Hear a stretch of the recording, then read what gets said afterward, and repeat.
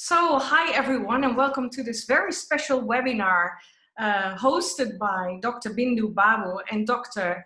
Celina Pina Shemo. Pronounced it well.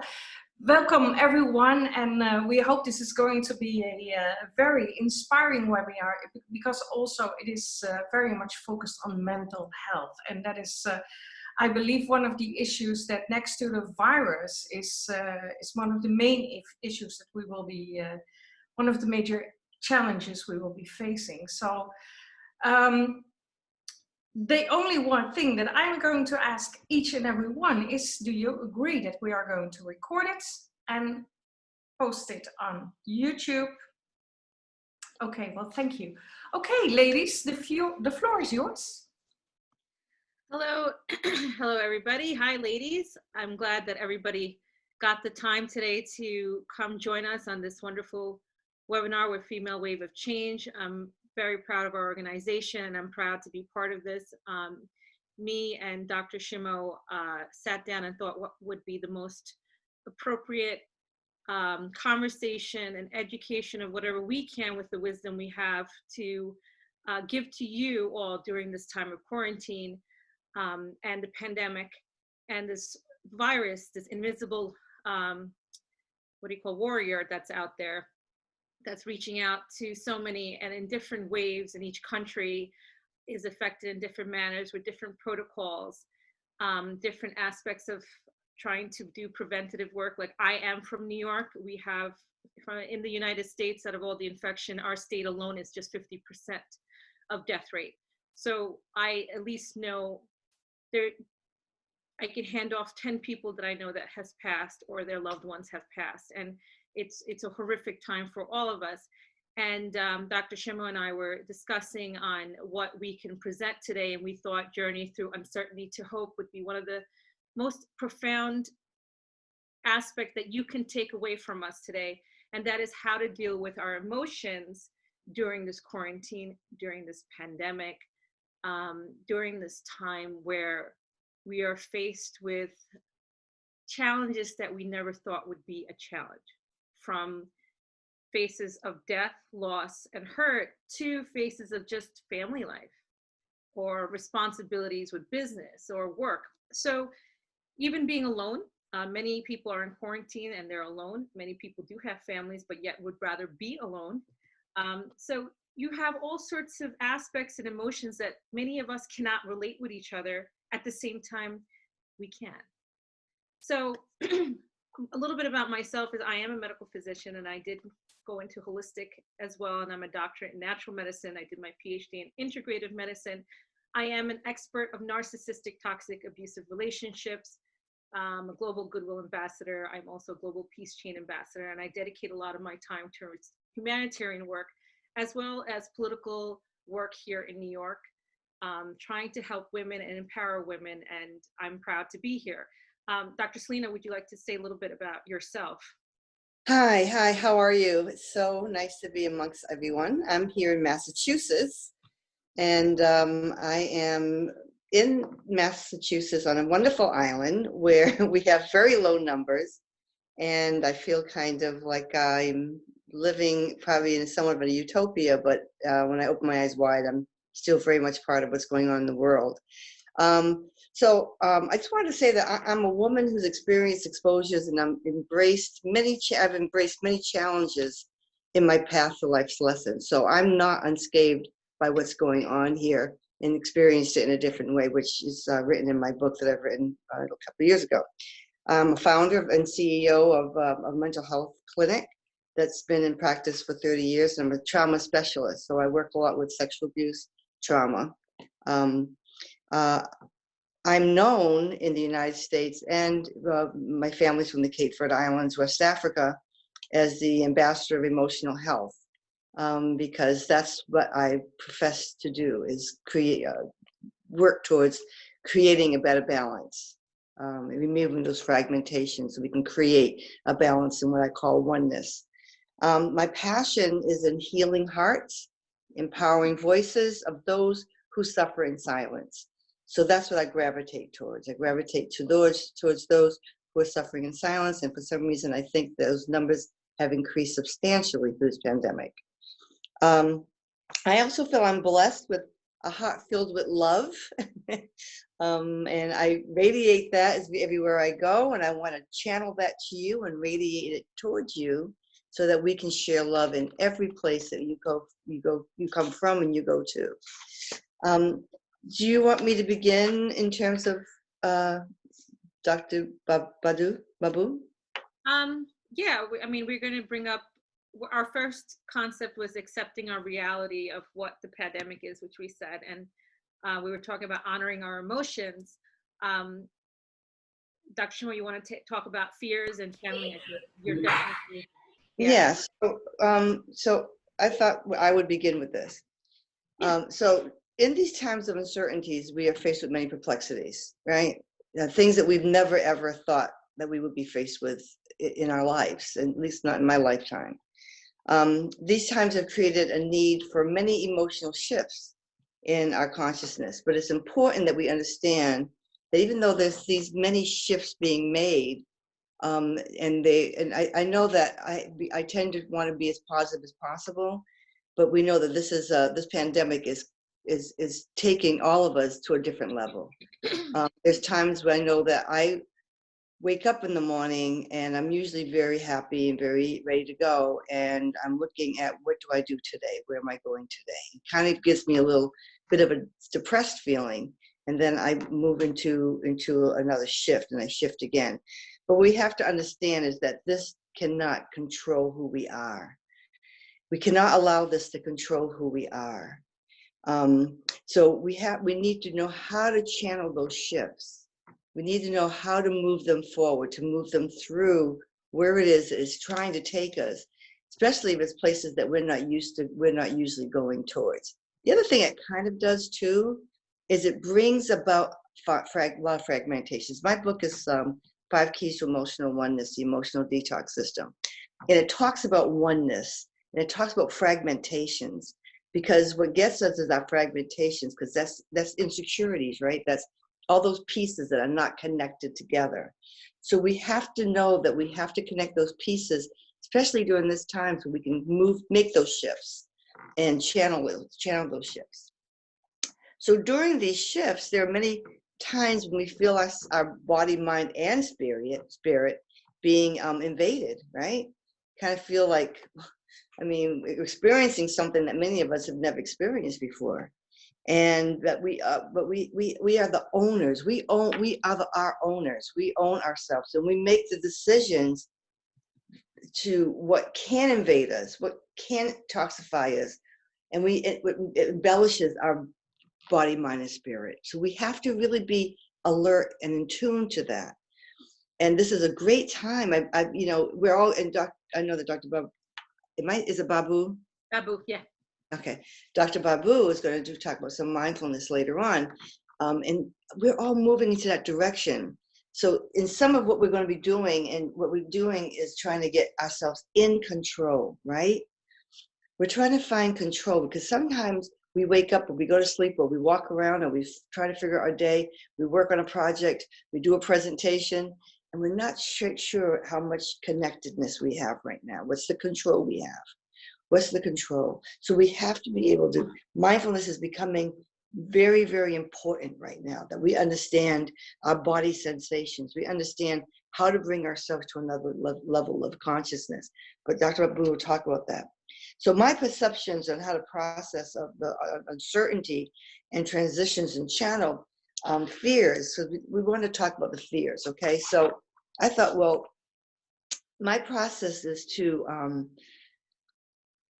look at the real perception of the fear. What's the real perception? What are we channeling? What are we cycling? What are we putting out there? What is it the fear is doing from this pandemic? So we have fears. We all have fears. We've all encountered something in our lives that's caused us some fear, right? We have.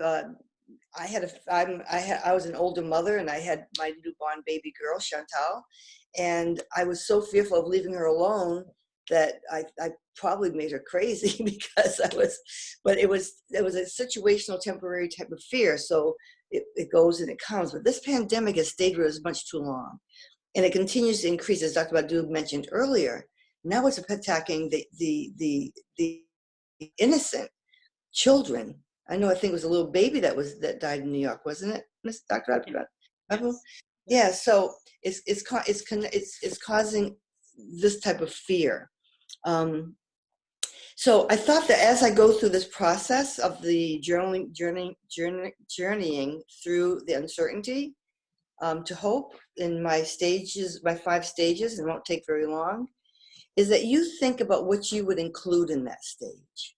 What do you think would make this a pandemic template? Maybe a pandemic template for female wave of change that we can use if this, we pray to God it doesn't, resurfaces again come fall. So that maybe our mental health practitioners or our caretakers or those involved can have a way to get through this fear that is much more than we've ever experienced as a global force. So what I look at is how do we process through this, and we're all going to process through this differently. It depends on how we manifest fear. How do we take fear in? What's in our DNA? What's in our thread of life? What's in our circumstances? And what's in our history that causes us how in which way we will manifest fear? Does fear control? Does fear control us, or do we control it? So that again depends upon who you are and how you manifest it. Do we repress fear? And how does that recreate itself? So if we repress fear, there's so many other things that it compounds. It gets related to that. It compounds it and makes it grow into deeper fears. Like PTSD is an anxiety-based type of diagnosis, and anxiety and all those other kinds of things that have an anxiety base to them already. So what are we doing? We repress it. We already have OCD as part of that picture. So there's many parts of that picture. So what do we do when we repress it and try to make it go away and make believe it's not there? So how does it recreate itself? We have to be aware of that. So what we should think about doing is to confront it, embrace it, welcome it, and find our coping mechanisms. But I want to go through my little 5 stages, and we can think about what you would add to these 5 stages and expand on these 5 stages. And Dr. Badu, I'm sure, will address some of these stages. And I'm just going to give you my outline, okay? So in stage 1, I think what we do when we first confront fear is we're watchful, right? We kind of watch what's going on. What's going on? What's that? What's happening here? We examine it. We gather data, start looking at it a little bit more. We assess the possible impacts of what's out there, what's the reality of what's out there. We use strategic thinking and planning skills to try to, circum it and figure out, what's this we're looking at before it really gets into our sensory system and gets our brain to start doing its work. And then the question we ask, what is this? What's this that's in front of us? What is it that we're looking at? And many times we can find the fear. We can find the answer. We can find the reason that this fear is there. If somebody breaking into the house, well then the next step is you're going to call 911 or whatever it is. You're going to do whatever you do to protect yourself. So, but this is bigger than that. This is a global fear. This is a fear that is global. This is a fear that is shaking the globe. It's bigger than anything we've ever been used to, and it's really becoming very controlled force around our life and our living. So that's my first stage. My first stage, I think that, we're watchful, we're thinking, what have you. I think the second stage is then we get into a preparedness. We get into a preparedness and we start making adjustments. We start looking, after we've looked at it and understood it, we make adjustments, like we become a safety plan. What's our safety plan? So, okay, so my safety plan is I'm going to do this so this doesn't occur again, whatever the case might be. So we should make shifts, and those shifts can change. They can be in different formats. But I think that what happens is when stress becomes more intensified, we lose control. We feel like we're losing control. I think I know this pandemic has made us feel somewhat, especially initially, like we've had no control. There's been no control, and we've lost our freedom. And that's a scary thought. That's a scary thought. So we have to get through the stage 2, the preparedness. So we have to create our safety plan, just as we would if we were going to put alarm systems in our home to make sure that the house doesn't get broken in. So we make our preparedness. I think the third stage is that it becomes the mind, body, and spirit shifts. And then we get shifts in emotions, we get shifts in moods. They go from gradual to excessive. And we're looking for answers now. Now we're looking for, okay, this is not stopping. Our kids are home from school. We're not going to work. What am I going to do paying this rent? How am I going to feed my family? So we're making these incredible shifts, and we're still feeling more out of control. So this stress probably leads us into the alert system going on fire. The amygdala making sounding off the bell. The sensory information is coming in. It's overflowing. It's causing the amygdala to really react. All of the brain areas are responding. So stage 4, I think, is the activation of the alert system. I think it activates the fight and flight. So we have to, at this point, decide, do we stay in it, which is less empowering, or do we step out of it? And that's looking at building hope, if that's what you want to say. Building hope, looking at tomorrow. How do we survive this? How do we get through this? What do I need to do to impact myself, my family, and keep us healthy and wholesome? So step 4, I think, is the activation of the alert system. So we find out during this, if we do this right, we can find out what our strengths are. We can take charge. We can find our control.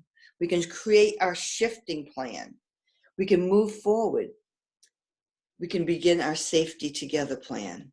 So now you're looking at, okay, I'm going to make it through this. And that's what we're doing. That's what we've been doing. That's what Female Ways of Change has been doing, is giving you the messages of, we can make it through this. We are together on this. We're going to do this. This exists, but it will not, this pandemic exists, but it will not own us. It's going to shift. We need to look at its shifts. The interesting thing, what I'm doing with these shifts, is I'm looking at, okay, so what are the shifts for tomorrow? What's the economic shifts going to be? Are we going to be going into more virtual stuff, more robotic stuff? Where are they taking us? Where should I be preparing myself in my line of work to be able to hang in there with those new shifts? I don't want to be left behind. So I'm using it as a challenge. I'm like, teach me, pandemic, teach me so I can learn how to go tomorrow. I want to know how to stick with you. I want to know how to make my world continue to rock so I can continue to be the voice for those who suffer in silence. During the stage 4, we're building our resilience. We're creating. The other thing that's beautiful about this in stage 4 is that you're also looking for your gifts. We're finding gifts because how much time did we have 3-4 months ago? I mean, I'm learning things about myself, even things that I need to improve upon. And I thought, like, okay, I'm okay. I'm getting older now. Everything else is okay. But, so it's showing us new gifts. I'm finding new things about Celina that I didn't know I had. So look at those gifts. This is gift time. The pandemic is gift time. It's time to look inside, pull those fragmentations that are all falling apart. I'm not you necessarily, but in our world, and try to pull them together so we can stick with it for tomorrow. My last stage, I think, is they're saying the new norm. I'm talking about the new consciousness, really, because I think it's going to take us into a new consciousness. And my hope is that when we transform into this new consciousness that we've built, we've begun to build our gifts, and we're sharing love. Oh my gosh, do we not need to share love? Are we always fighting for love? I fight for love every day. And every day there's an interference. So I try to learn from that interference. But if we could share love and be authentic about it, not just this is okay because those elements exist in that. No, just because it's love. If we could share love and open the consciousness, then we can open it up to more love, more hope, and more forgiveness. And I think that that's where stage 5 will take us, into the realm of more hope, more love, and more forgiveness. No, I believe that's really what the ultimate circumstance we're going to be is love, and that's the bottom line of everything. Love for yourself and love for others. When we can love ourselves, we can really do a lot of peace for others. Otherwise we can't. And what, in the basic of it all, and just going to say it in a real nutshell point of view, as we all know, in whatever empowerment it is, whether it's business, health, finance, our mind is always the limiting factor, no matter what. We have 1,000 quotes on it. Be limitless, conquer your fears. So the two things in life that always, at least for me, is limiting is myself, is my mind, and any fears. And these two don't serve me crap. Being honest with you, it doesn't serve me at all. It doesn't help me when I keep my mind limited, or if I keep myself in fear. It just stunts me in my growth. It stunts me from my happiness. And my goal is to always be happy. I deserve it. And I think all women should say that. You deserve to be happy. So when you sit there and think, I want to be happy, okay, there's an invisible enemy out there. How am I going to be happy? Because when I'm happy, everyone around me is happy because I'm projecting positivity, right? So how to do that and how to remove yourself from the fear. And as Dr. Shemo said, you will face a lot of things out there, as well as your own demons. Why do you face your demons? Because you just lost control. You just lost complete control of your life. You lost control of other people who control us is gone. In other words, our structure of society, economy, going out to just eating dinner now is out of the question. They don't know what to do and how to do prevention. I don't know what to do, how to do prevention. And I'm still stuck in my limiting beliefs like, hey, I want to go to a restaurant and just sit there and chat with everybody.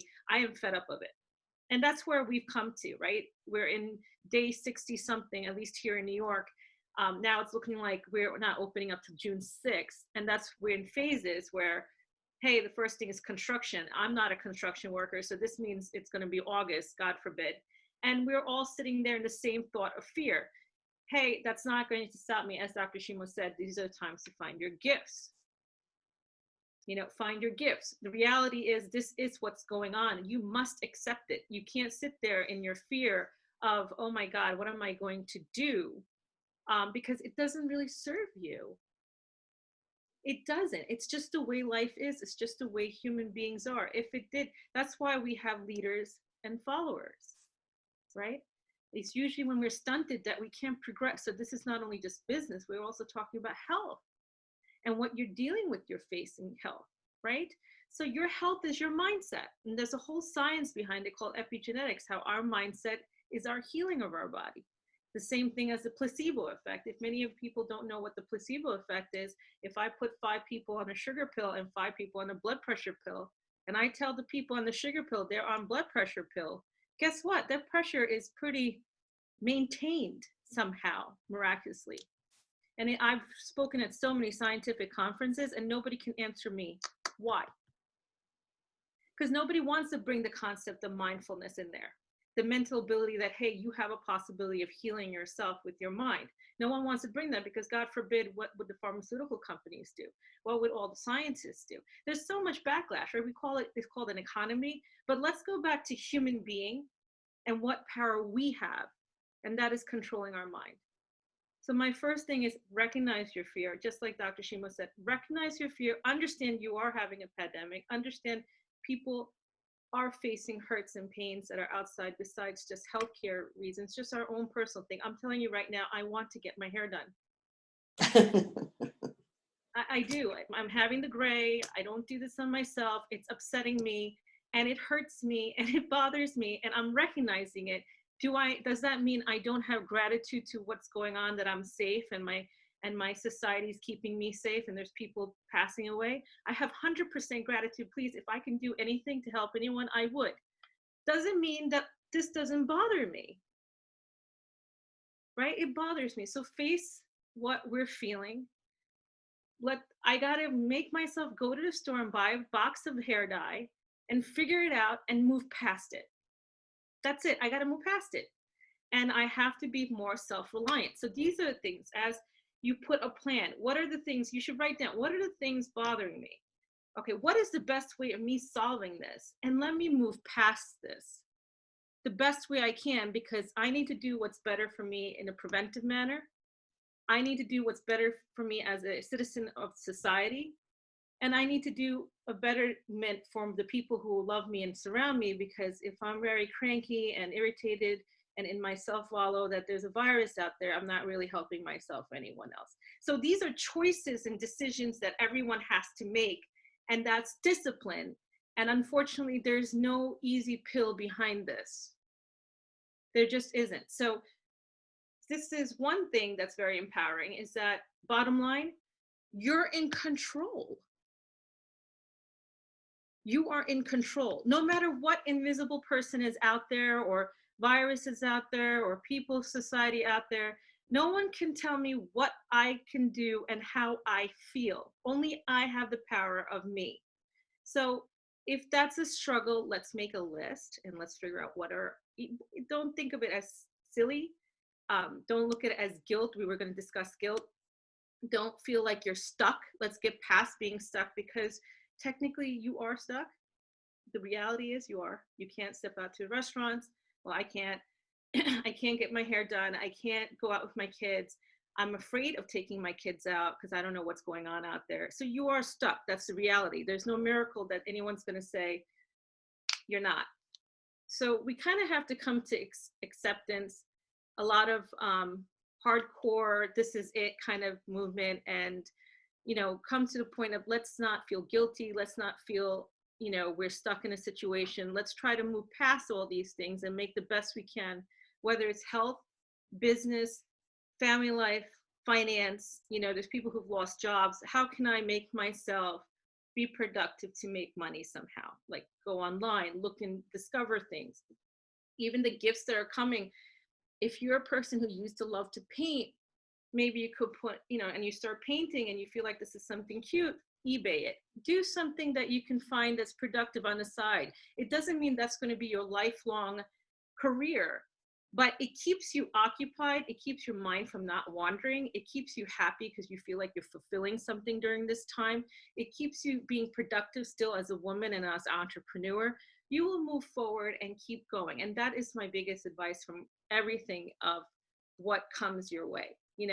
This is a time to be productive. If you're a marketer or if you're an entrepreneur, enhance it. Find your goals. Make an outline. Figure out how you can market yourself. Reach out to other people. LinkedIn is a fabulous site to network. That's how I came to Female Wave of Change. That's how I'm meeting all you wonderful, beautiful women who are so empowering in your own strengths. Many of you haven't spoken face to face, but I spoke to Celina and I met Tabula before. And it's, each one of you are wonderful. Learn from each other. Learn from each other. I saw a wonderful picture of Tabula's mom yesterday, and I was so fascinated because I'm thinking from during that time and that culture, what a strong woman. So that inspires me. And I'm like, wow. And then I'm like, well, that's why Tabula's like this, and it's encouraging. Encourage each other, do the best we can during this time, and come out of your mind, Pandora's box that's going on in here, the fears, what's going on outside, or who's going to get hurt, or just come out of it and find your gifts. Dr. Shemo has this great emotional detox system. I don't know if do we have time to discuss that? Because I would love to know what that is. Well, actually, it's in my book, and I've really just created a new curriculum from it to train trainers in trauma and going through the system. So the system is really, in short, is to really to look at your first you have to identify the causes. What are the list? What's the list of things that are causing me to feel a certain way? It could be a color that you keep on looking at that doesn't feel right to you. It could be a sound. It could be whatever it is. We write it down. We identify what it is. Then we try to tag it onto where does it come from? How does it exist? Why is it impacting me? So the pre exercises before you start the detox is getting all of the information first, and then prioritizing it and starting with the lesser ones and working up to the bigger ones. And I suggest that people don't do it by themselves; so they do it with a support person or with a clinician. The first key is the cleansing of the emotion. So within my context, I've used a little bit of EMDR stuff in there where you're looking at your body sensations, because your body tells you what's going on. You know, if your body is giving you a signal, we need to pay attention to it, because we need to find it, feel it, and feed it. And so your body will tell you what's going on. So part of the process is to do, there's lots of exercises at each key, and it's to try to cleanse out the stuff that you wrote up in the pre. The book is on Amazon.com. It's actually an international bestseller right now.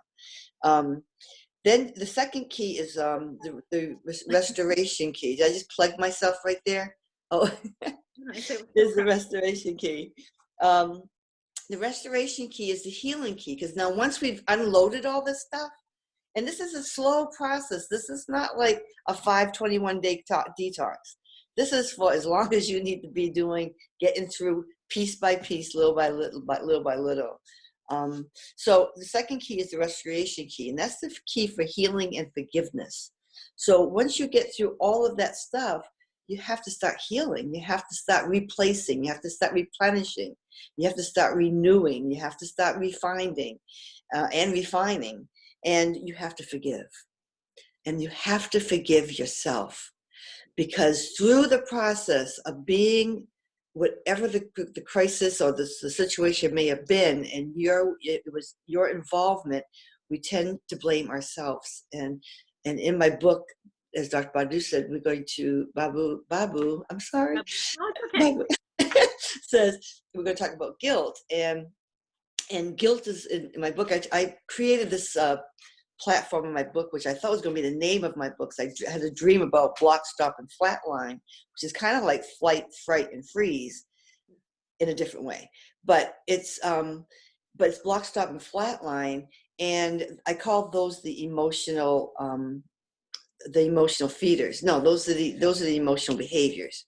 And then I talk about guilt, shame, blame, and all those others as the emotional feeders. So guilt is an emotional feeder. So whatever's going on inside, it's feeding it. Say, oh yeah, really? Well, here's another one for you.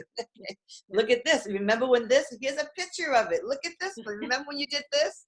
So guilt will feed you more of the stuff you need. So it's a matter of trying to look at, how do I get through these feeders, the emotional feeders? And then, so you have to find the ability to get to healing and forgiveness for all of that. And it's a long process. I mean, I've worked with people who've gone through ritual abuse situations, which are horrific situations, especially for many children, stories that I would never even want to tell you. And they can't even get through these phases, even as adults. It's very difficult. And there's also all the other things that go on with it, like dissociation, those kinds of things. But then key 3 is clarity. So now once you've gone through all the forgiveness and the healing, and you've gone through the cleansing, now you're really restoring more. So key 3 is wisdom. And I'm going to tell you, my life story runs through my book as an example for these areas. And my life story is going to, I mean, if I can make it through, anyone can make it through. I've experienced every abuse there is in a few times. So clarity brings about the idea of love and wisdom. So I opened up pathways, and I'm not going to give you the story because it's too long, but I opened up pathways I didn't think I had opened. They were so closed. They were locked on the key, and I didn't think I'd be sitting here in front of you and be able to speak properly enough to get through this hour. So then when you open those pathways, you get wisdom.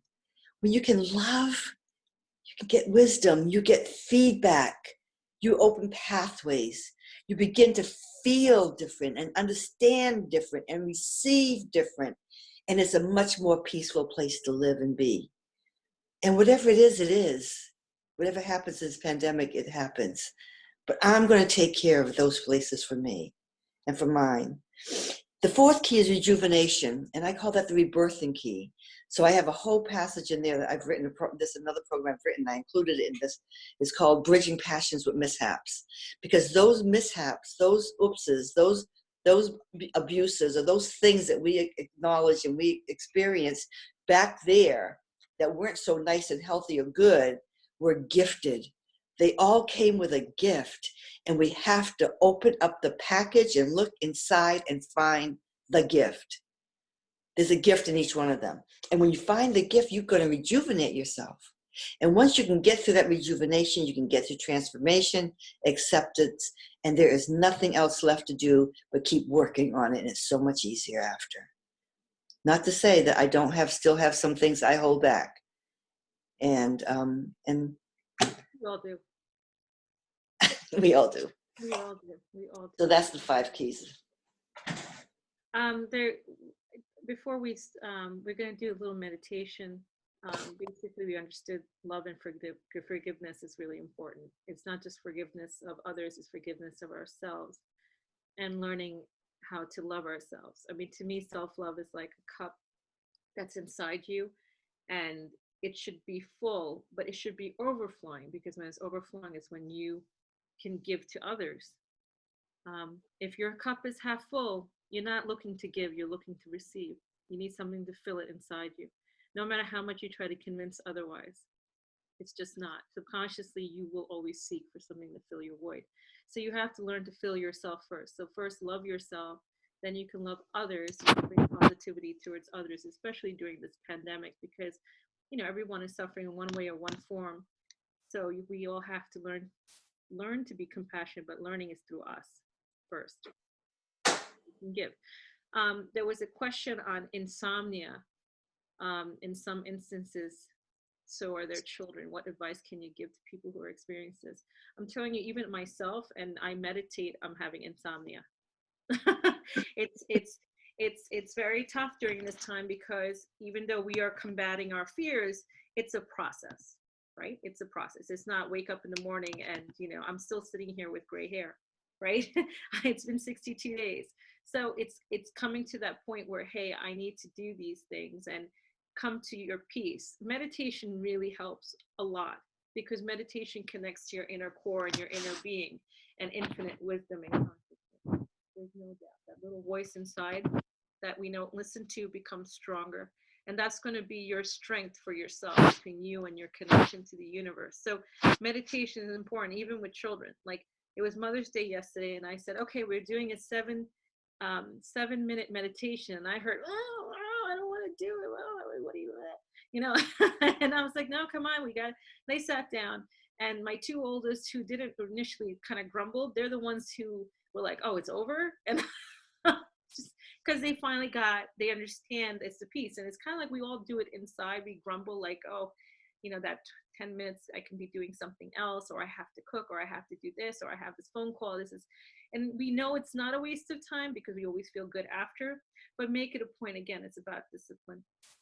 And then once you have discipline, it's going to become like food, where when you feel hungry, you can't starve yourself. You're going to want to meditate. So meditation really, really does help. Try to do it in the morning and try to do it in the evening. Connect with your inner self, because that's your power of you. And that confidence will take away a lot of the fears. So for insomnia, that's good. there was a question on where and how healing happens, at which stage, how and how is it best to manage it, how we can help people through their, when they have this process of go through the stage, and where more professional service is needed, and where in different roles can best help. Okay, I understood the gist of it. I mean, I don't, nowadays local governments have a lot of help, professional help. This is professional help. We're dealing with a pandemic. So as in mental service, yeah, definitely we need to get professional help. You can't take it upon yourself to just help somebody that, even if they're your friend, because one, you're going to get a backlash because they're your friend. No one, it's just like, I can't help my friends in my field because they look at me like, no, the confidence level is just different when you're between a friend and a teacher. Two is you can give a support, and that's the best thing you can do, is hold their hands, love them, because you don't know what they're going through or where their fears are coming from. That's why mental help professional help is definitely necessary. I think the rest of it, Dr. Shemo, you're the field of the stages, so.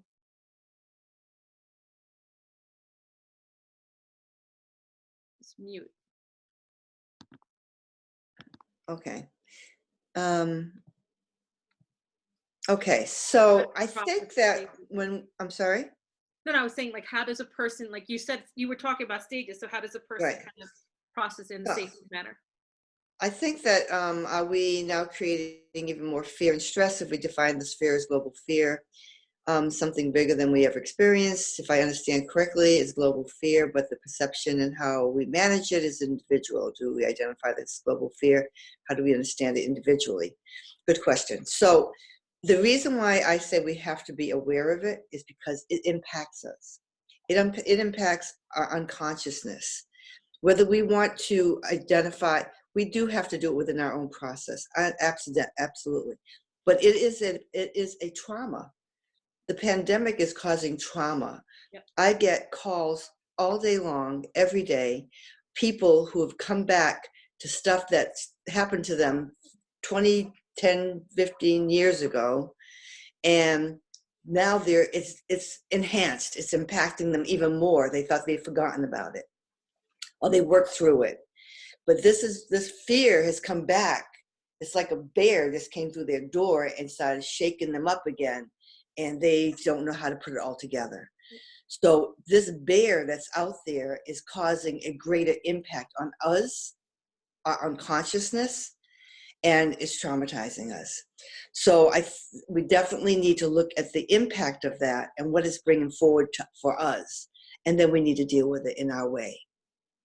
We own us. We own who we are. We take charge of what it is. The pandemic is just there to let us know what is in front of us. But what's inside of us is us. Yep. Yeah, and that's exactly why I said mental health professionals is necessary during this time. And Dr. Shimo reiterated that very clearly. Like, it's exactly what's happening. Everybody's old buried issues and trauma is coming out. And nobody's going to come up to you as a friend and say, well, I had this traumatic, because one, they don't even recognize they're having trauma, or they don't want to talk about something so personal, and they may mask it in different ways when when we talk as friends. And you really need to have professional guidance for these people, even if it's something simple. So it's really important to understand that you can guide people the best way you can, if you're not in the healthcare professional, but even if it's a friend, be more supportive than advising. That's the whole key. Be more supportive, hold their hand. Well, we can't hug right now, but the best manners that you can to give them support. And when it comes to these type of situations, they really need to go to a professional, because they are opening up some cans. Like, it's true, I'm also getting the same thing. People who don't come to see me on certain things are bringing up things that I don't work with. And I've been giving a lot of referrals, and things, it's traumatic. I mean, I myself am thinking about things that I haven't thought about in years, and that goes back to the insomnia, and it's not because it's when you go through trauma, it always creeps up on you one way or one form. even if you're even healed from it. Like people say, when you remember something, you're not healed. And I don't agree with that, me personally. You know, I always believe that I am healed where I know how to deal with it. But does it hurt sometimes? Of course. But that doesn't mean that I'm not healed. That's just my opinion. A lot of scientists don't agree with that, but then I am quite a black sheep. So I do what I feel, but it's really, you know, you feel the pain, you feel the hurt, and then sometimes I can't sleep. I'll deal with it. I'm not, you know, falling out crying, or, you know, I am a strong person. I've learned, I've dealt, I help other people, I heal with helping other people, but I recognize what I'm feeling. So when then we're talking about people who aren't in my field, or, you know, it's a different boat. We don't know what will open up. So my suggestion is always to be supportive in the best way you can.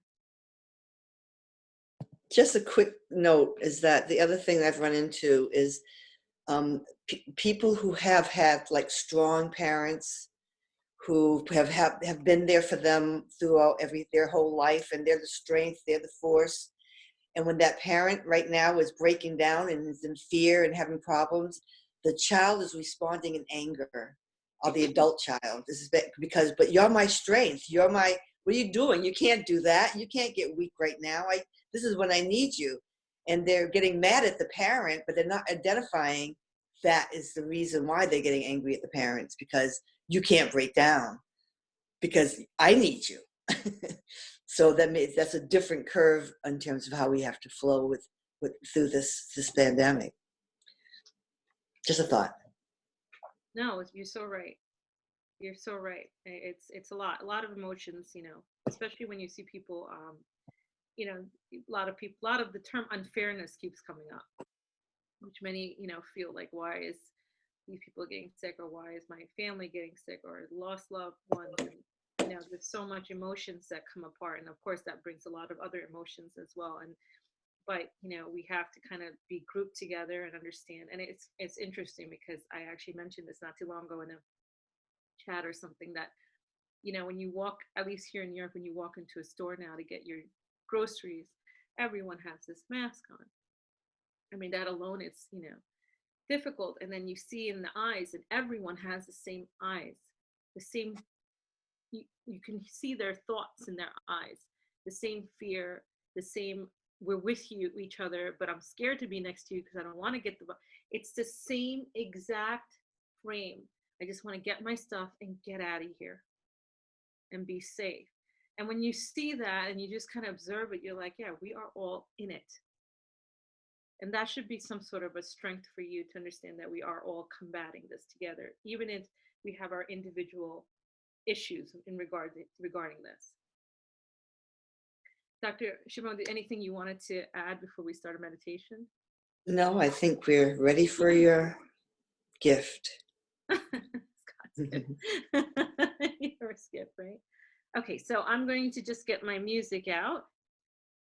And if everybody's comfortable wherever they're seated, all I ask is not to cross any legs, be comfortable. Anything that's tight, you can loosen it up. And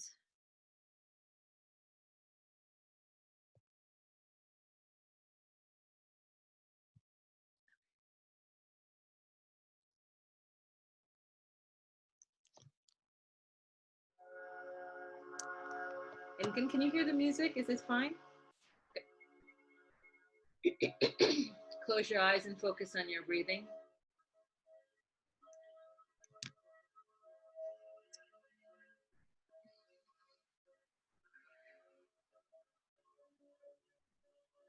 Where you're going to inhale beautiful, positive, loving energy in the universe. And you're going to exhale out all anxieties, tensions, and worries out through your mouth.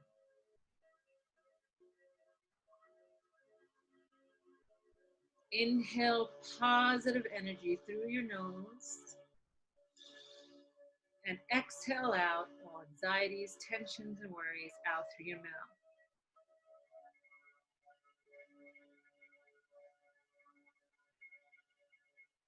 And let's breathe together. Inhaling positive energy through your nose and exhaling out all anxieties, tensions, and worries. Inhaling peace and exhaling out all sadness, hurts, and pains. Inhaling joy and exhaling out all confusions and anger. Inhaling unconditional love and exhaling out all fears and betrayals.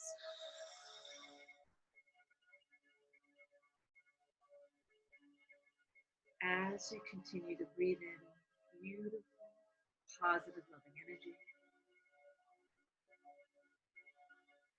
and as you continue to exhale out all anxieties, tensions, and worries, I would like you to feel your entire body relaxing.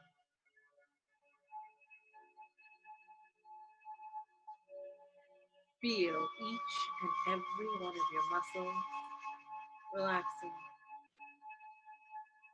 Feel the muscles of your face, your eyes, your nose, your mouth, your cheeks relaxing. Feel the muscles of your ears, your throat, the back of your neck and shoulders relaxing. And as you feel all these muscles relaxing, feel all your tensions and worries peeling off your shoulders and neck and disappearing. If your jaw is clenched, allow your jaw to be slowly released and feel your stresses coming off right off the joint of your jaw. And allow my voice to take you deeper and deeper in a very calm, relaxed state. Feel the muscles of your arms, elbows, forearms, wrists, hands, fingertips relaxing. Feel the muscles of your chest, your upper back, lower back, and abdomen relaxing. And as you feel these muscles relaxing, feel your body getting limp, going heavier and heavier as you're sinking deeper and deeper into the chair or bed beneath.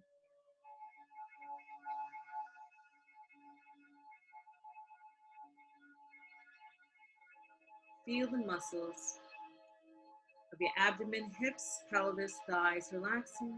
Feel the muscles of your knees, calves, ankles, feet relaxing. Feel your entire body completely relaxed, growing limp, getting heavier and heavier as you feel your body going deeper and deeper in a very calm and peaceful state. And as you feel your body getting so relaxed, as you feel peace and love washing over your entire body, giving you so much envelope of love and peace and happiness, I'd like you now to visualize a beautiful, powerful, healing white light. A white light glistening of all shades of white. Such a powerful healing light. Visualize this light resting right above your head and making a strong beam and entering inside your skull, healing as it enters your brain, your eyes, your nose, your mouth, your face, your cheeks, your ears. Your entire head is filled with this powerful healing light, and healing is taking place. And the light goes down your throat, through the back of your neck, in through your shoulders, and bursting out of your fingertips, where the light expands out and enters inside your chest, healing as it enters inside your lungs, and then entering inside your heart, filling your heart with so much powerful healing white light, where your heart is filled with love, peace, joy, happy, all hurts, pains, anger, confusion, frustration, everything is gone. All this light surrounds your heart, cushioning your heart, hugging your heart, where you begin to feel lighter. You begin to feel free, and this light goes further through your abdomen, healing as it enters all your organs, your liver, your spleen, your kidneys, going down your pelvis, going down your legs, through your feet, and bursting out of your toes, where the light surrounds you. And the light makes a bubble around you, where you awesome, safe, free, at peace. All you feel is yourself and the love of the universe surrounding you, where you begin to float in your bubble of light, floating away, going higher and higher with no cares or worries in the world, just you and your connection to the universe and the earth. Feel the peace, feel the love flowing through your entire body. Feel yourself so light with nothing but joy, happiness, and abundance. All your hurts, pains, everything is gone. And as you're relaxing, I'd like you now to visualize your happy place.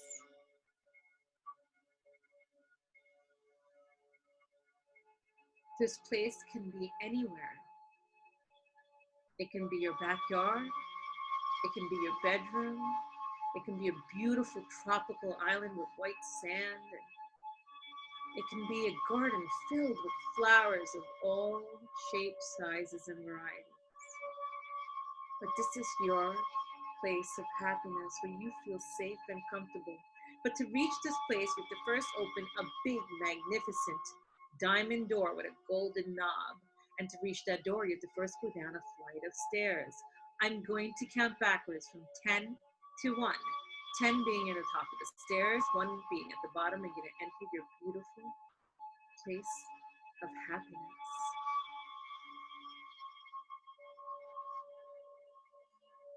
10, 9, 8, going deeper and deeper in a very calm, relaxed state, feeling so much joy, so much peace. 7, 6, going even more deeper and deeper in a very calm place, feeling so relaxed, going down the stairs. 5, 4, 3, going even more deeper and deeper in a very calm, relaxed state, feeling so much joy, so much love. 2, 1, you're in a very deep state of relaxation and you feel absolutely wonderful. You feel so free and you open the door and you enter your place of happiness, your happy place. Take a look around your surroundings and find a perfect spot that you can relax in. Feel your safety. Feel the love flowing through you. Feel the peace and happiness and the beautiful positive energy that surrounds you. Relax and take in your surroundings and take in your inner core. Feel the power within you. Feel the power of the surroundings and feel your safety, state of happiness.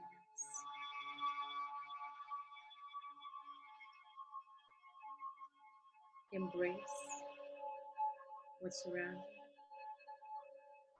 you and feel yourself and feel your spirit. Feel the love that's within you. Feel the perfection that you truly are and your connection to the universe. You are one and embrace it.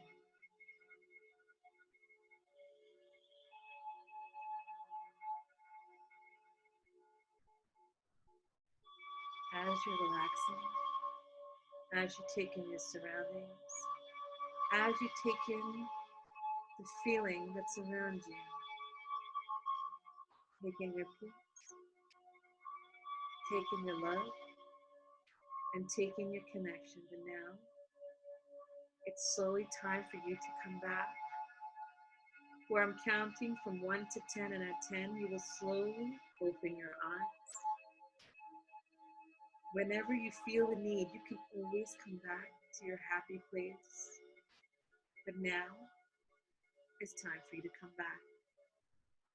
1, 2, 3, becoming more aware, feeling wonderful, feeling free. 4, 5, more and more aware, feeling so much joy, so much peace. 6, 7, 8, more and more aware, feeling absolutely magnificent. 9, 10, you can slowly open your eyes, just relax, take in your surroundings, take in your peace. Do not rush to the phone or to the screen. Just embrace your moment and take it in.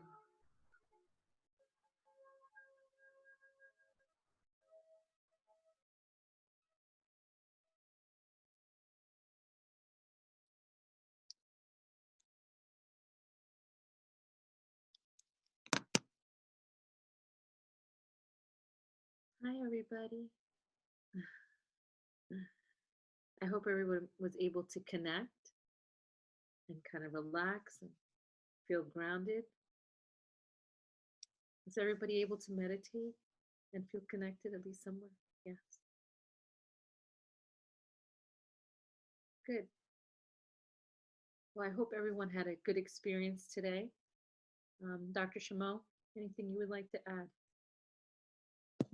I thank you for your attention and your questions and your enthusiasm and your energy. Thank you for sharing it with us.